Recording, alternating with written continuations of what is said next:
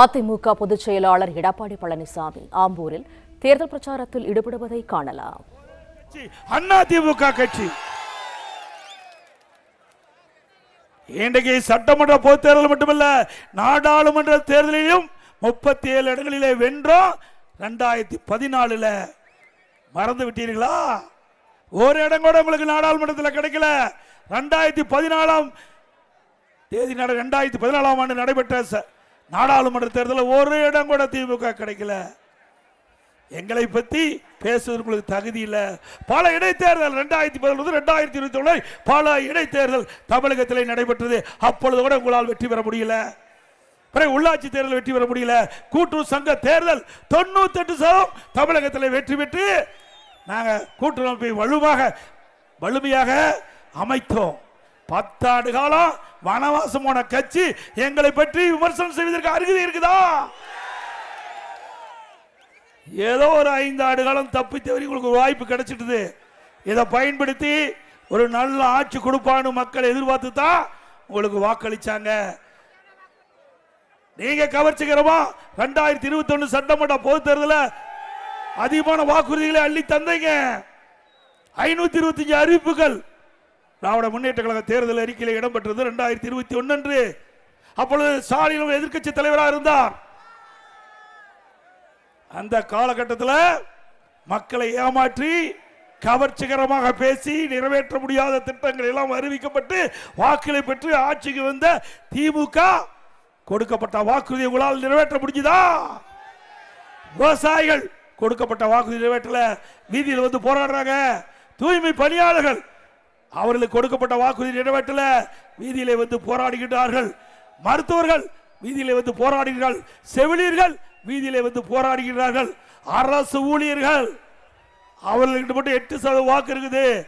திராவிட முன்னேற்ற கழகம் மீண்டும் ஆட்சிக்கு வந்தா பழைய ஓய்வு திட்டத்தை நிறைவேற்றுவேன் என்று நீங்க வாக்குறுதி கொடுத்தீங்க. நிறைவேற்றினாங்களா? அரசு ஊழியருக்கு அல்வா கொடுத்துட்டாரு. அவர்களே 5 ஆண்டு எதிர்பார்த்தாங்க. எப்படியோ திரு ஸ்டாலின் அறிவிச்சிருக்காரு, பழைய ஓய்வு திட்டம் கிடைக்கும் என்று எதிர்பார்த்தவர்களுக்கு ஏமாற்றம் தான் மிச்சம். இன்றைக்கு இந்த ஒரு வருடத்திற்கு முன்பு அவர்கள் போராடினாங்க. தொடர்ந்து இந்த அரசை வலியுறுத்திட்டு இருந்தாங்க. போராடுகிறவர்கள் எல்லாம் அரசுடைய கைது செஞ்ச அரசாங்கம் திமுக அரசாங்கம். கொடுக்கப்பட்ட வாக்குறுதியை நிறைவேற்றல. மக்களை ஏமாற்றி அரசு மீண்டும் வேண்டுமா?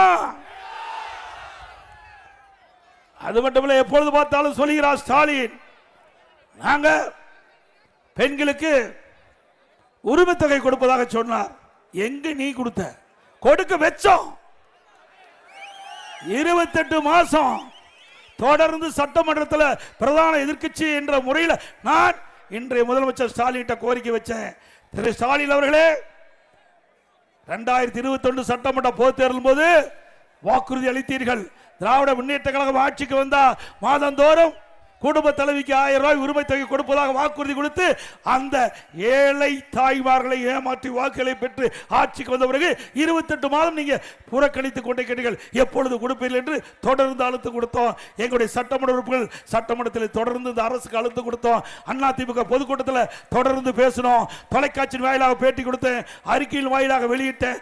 வேற வழி இல்லாம அழுத்தம் தாங்க முடியாதுதான் மாதந்தோறும் நம்முடைய குடும்ப தலைவிக்கு 1000 ரூபாய் கொடுக்க வச்சது அதிமுக.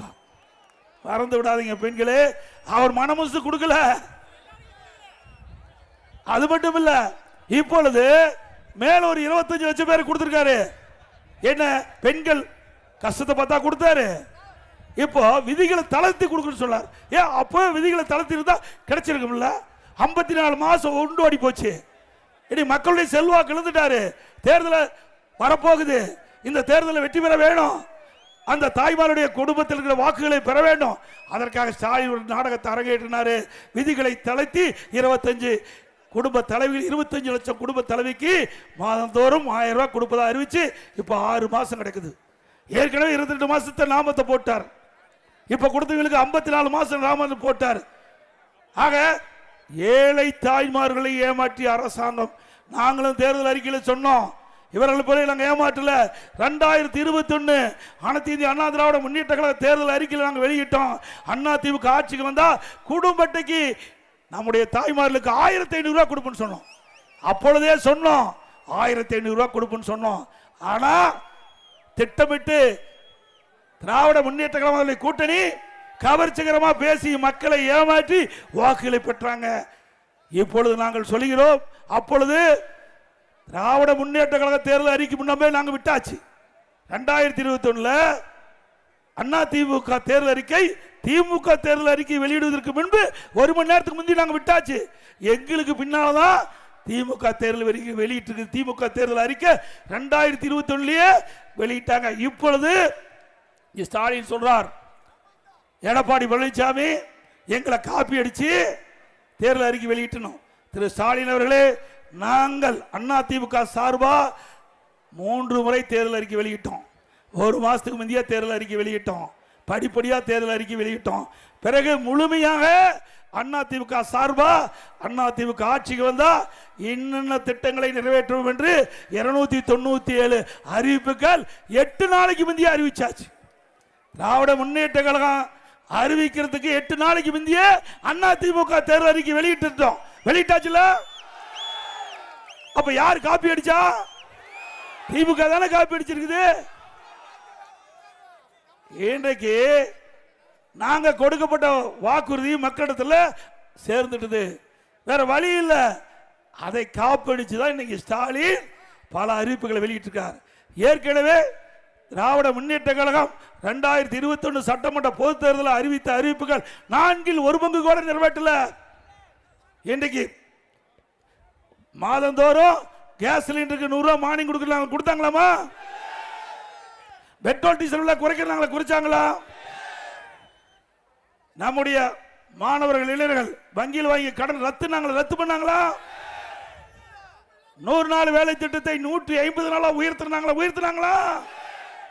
ஆனா அண்ணா திமுக பொறுத்த வரைக்கும் ஆளுங்கட்சியா இருந்தாலும் சரி எதிர்கட்சியா இருந்தாலும் சரி, நம்முடைய தாய்மார்கள் உழைக்கின்றவர்கள் அந்த பெண் தொழிலாளிகளுக்கு கூடுதலான நாட்கள் வேலை நாட்கள் கிடைக்க வேண்டும் என்று மத்திய அரசுக்கு அழுத்தம் கொடுத்து 100 நாள் வேலை திட்டத்தை 125 நாளா உயர்த்தினோம் எதிர்கட்சியில. அது மட்டுமில்ல, அண்ணா திமுக ஆட்சிக்கு வந்தா 125 நாளா 150 நாளாக உயர்த்தப்படும். அதோட திரு ஸ்டாலின் அவர்களே, ஒப்பா இருக்கும் போதே எங்களை வீழ்த்த முடியல. 2011 எதிர்கட்சி வரிசையே கிடைக்கல. எங்களை ஆளாக்கின எங்களுடைய தலைவர் இல்லாத போது பிரதான எதிர்கட்சி வரிசையில் கோந்து உங்களை கேள்வி மேல கேள்வி கேட்டு உங்களை திணற வச்சது அண்ணா திமுக, மறந்துடாதீங்க. அது மட்டுமல்ல, திரு ஸ்டாலின் அவர்கள் ஆர்கே நகரில் டெபாசிட் இருந்திருக்கிறீங்க. நான் முதலமைச்சர் அந்த காலகட்டத்தில் இடைத்தேர்தல் வந்து ஆர்கே நகரில் திமுக டெபாசிட் இருந்திருக்குது. அதை இப்பொழுது ஞாபகப்படுத்துகிறேன். நீங்கள் உங்களுடைய திமிரான பேச்சை நிறுத்திக் கொள்ளுங்கள். இல்லாவிட்டால் எங்க தொண்டனே உங்களுக்கு தகுந்த பதிலடி கொடுப்பான். இன்றைக்கு திராவிட முன்னேற்ற கழகம் ஆட்சிக்கு வந்த பிறகு பல இன்னல்களையும் துன்பங்களையும் மக்கள் அனுபவிச்சு வராங்க. சிந்திச்சு பாருங்க. கொஞ்சம் நஞ்ச துன்பமா? சட்ட ஒழுங்கு அடியோடு சீர்கட்டு விட்டது. எங்க பார்த்தாலும் கொலை, கொல்ல, திருட்டு, வழிப்பறிவு, பாலியல் கொடுமை நடக்காத நாளே இல்லை. அவ்வளவு மோசமான ஆட்சி தேவையா? மக்களோட ஆட்சி அகற்றுவீங்களா? அது மட்டும் இல்லாம ஸ்டாலின் ஈரோட்டில் பேசும்போது சொன்னார், பெண்கள் அதிகம் பேர் வேலைக்கு போறாங்க. இப்பதான் போறாங்களா? ஏற்கனவே போயிட்டு இருக்காங்க. ஸ்டாலின் அவர்களே, உங்களுக்கு நாட்டை பத்தி தெரிஞ்சா தானே. எதுவுமே தெரியாத ஒரு பொம்மை முதலமைச்சர், தமிழ்நாட்டுடைய தலைவிதி என்ன செய்கிறது? தப்பி தவறி முதலமைச்சர் ஆயிட்டாரு. ஏற்கனவே பெண்கள் அதிகம் பேர் வேலைக்கு சென்று கொண்டிருக்கின்றார்கள். இப்பொழுதுதான் முதலமைச்சருக்கு தெரியுது, 5 ஆண்டு கழிச்சு.